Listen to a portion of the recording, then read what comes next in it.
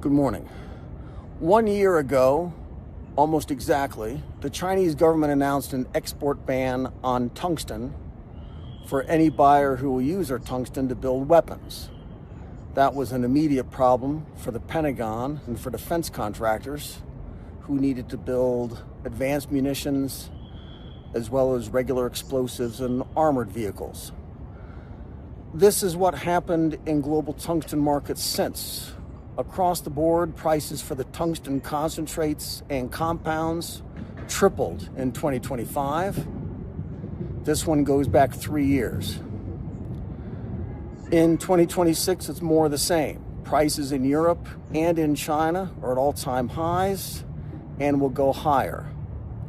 The primary uses are in cutting tools used for manufacturing and heavy industry, aerospace and defense, energy, and electronics.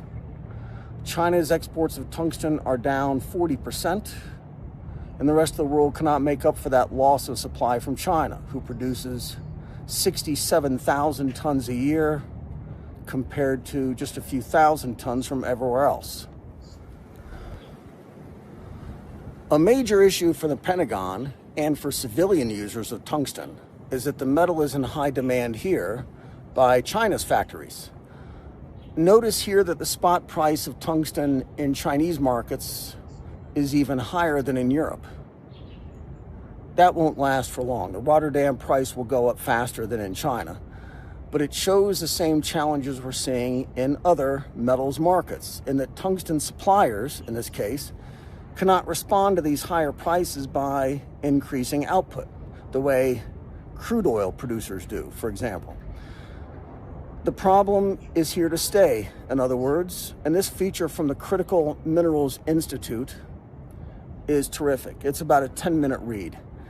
They've got two tungsten industry insiders explaining how deep these problems go and why. For a long time, nobody cared about tungsten.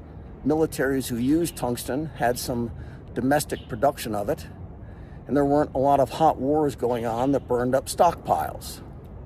That's not true anymore, and every time something goes boom in Gaza or Ukraine, it's a call on tungsten miners to go out and find some more. So now it's a strategic material. At the same time, China says that foreign militaries aren't allowed to buy it anymore. That in itself is a problem for civilian users of tungsten because it's impossible for buyers, especially middleman buyers or traders, to prove who the end user is going to be. And even with these big price moves, the problem isn't that tungsten is more expensive. These industries are price insensitive. The Pentagon, oil drillers, car factories, the price doesn't matter. But not getting the tungsten is the issue now. It means things don't get built at all because there are no suppliers who can step up to replace China. This company, Almonty, is reopening a tungsten mine in South Korea and is looking at an 8 to 10 year wait just to get the permits. New players in tungsten mining are hard to find because tungsten itself is so difficult to mine and process. It takes lots of time, lots of money, and lots of people with deep experience to do it. And so even in the countries that are friendly with the United States, there just aren't any new mines being opened. Remember again that these export bans from China were a year ago, and not much is happening on the supply side, and what is happening isn't going fast enough. It'll take years to get any new supply. Once Chinese firms became the low-cost suppliers, they took over the industry. They did the same thing that Western economies once did, building out value chains and taking market share. And in under a decade, almost all the mines in the world outside China shut down. Here he explains that China's consumption of tungsten is the other elephant in the room. It's what we've been insisting here on this channel for 2 years. The Chinese don't want their rare earth metals to go to build rockets and missiles and bombs in other countries, obviously. But it also makes little sense for China to put its domestic industrial sector at a disadvantage by shipping these scarce materials to be used by factories in other countries.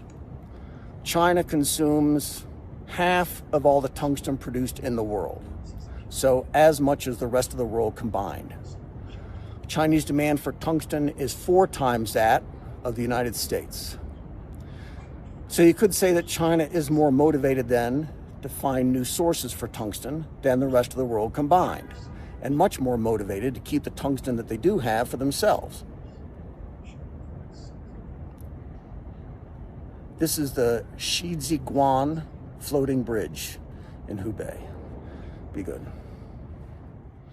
Let your light shine before men, so they see your good works and glorify your Father who is in heaven. Love the Lord your God with all your heart, and all your soul, and all your mind. Love your neighbor as yourself. Pray for those who hurt you.